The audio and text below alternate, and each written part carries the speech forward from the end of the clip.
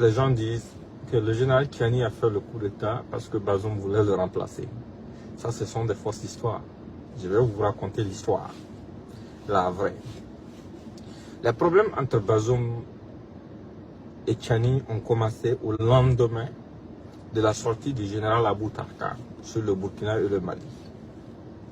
Après la sortie du général Abou Tarka, le général Tchiani est allé voir directement Bazoum dans son bureau pour se plaindre et lui demander d'appeler le général Abou Tarka à la raison. Parce que pour lui, le Niger, le Burkina et le Mali sont des pays frères.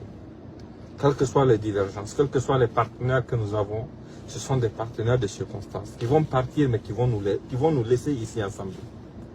Parce que chacun d'entre nous a une famille de l'un des côtés ou de l'autre côté de la frontière. C'était sa vision. Il avait expliqué ça à Bazoum et Bazoum n'avait rien dit. Quelques jours après, Bazoum lui-même sort avec une interview sur Jeune Afrique, enfoncer le clou. Le général Tchiani n'a pas encore hésité à repartir voir Bazoum pour exprimer sa frustration et lui dire que aujourd'hui, dans notre situation, si on veut vraiment s'en sortir, il faut que les trois pays qui ont le même problème conjuguent leurs efforts au lieu de s'envoyer des pics. Parce que ça ne va pas servir à grand chose. Juste après ça, Bazoum avait un programme qui consistait à libérer des terroristes supplémentaires.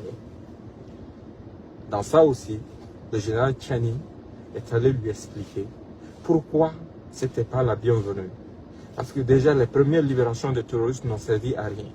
Il a ramené sur la table les images des soldats nigériens qui ont été exécutés, filmés et exécutés par les mêmes terroristes. Il a exprimé sa réticence à Bazoum. Il l'a déconseillé fortement. À la veille du coup d'État, dans la nuit, il est rentré chez lui. Juste au moment où il s'apprêtait à aller au lit, quelqu'un l'appelle pour dire que Bazoum était en train de finaliser la libération des terroristes, malgré son opposition. Automatiquement, tard dans la nuit, il quitte son domicile pour aller à la présidence trouver Bazoum. Il révoque le sujet avec Bazoum. Il lui dit son opposition à cette affaire. Il le conjure de renoncer à ça. Il insiste en lui faisant savoir que ça c'est une trahison de l'ensemble de l'armée. Et que lui actuellement, en étant au service de la présidence, il n'est pas là au service d'un individu.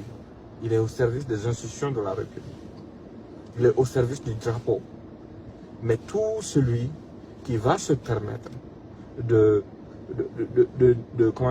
minimiser le sacrifice des soldats nigériens va le trouver en face de lui. Bazoum refusa catégoriquement. C'est là qu'il retourna à ses hommes d'arrêter Bazoum.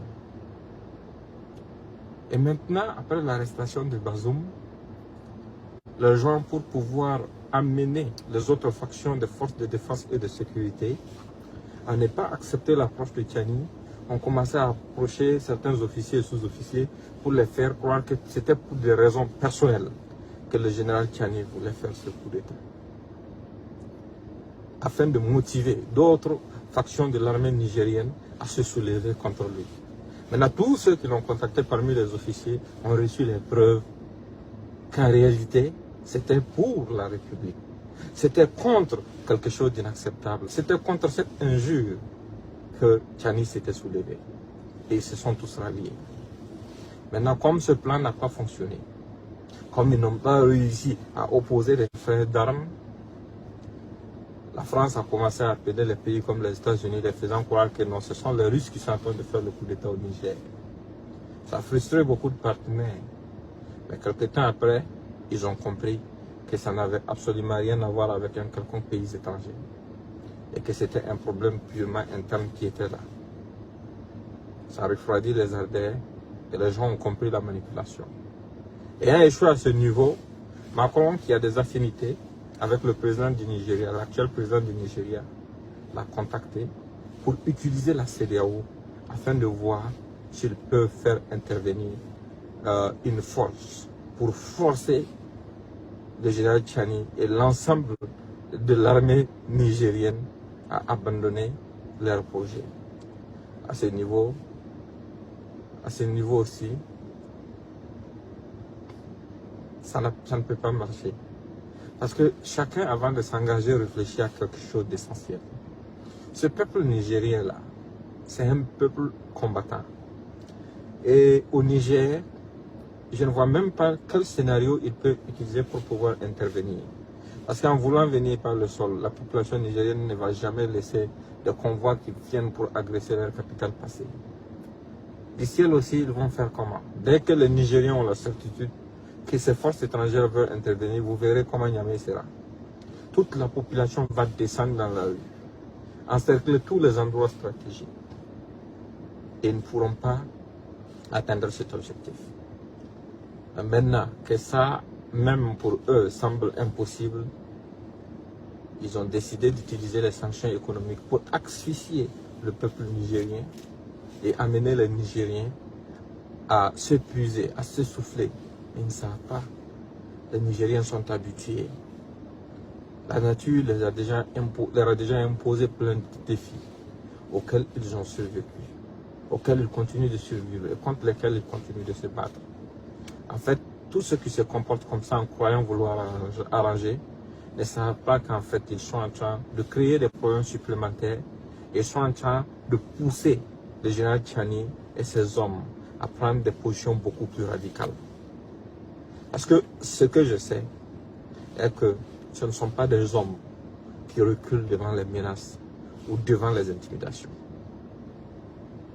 Ça doit servir de leçon à tout le monde. Ces gens sont prêts à tout pour leur patrie. Ces gens sont prêts à tout pour défendre l'honneur de leur patrie et leur souveraineté. Et tous ceux qui pensent que c'est amenaçant, qu'ils peuvent les amener à réfléchir, n'ont absolument rien compris. Et ignorent tout de ces gens, ignorent tout de l'histoire du Niger. Portez-vous bien et bonne journée.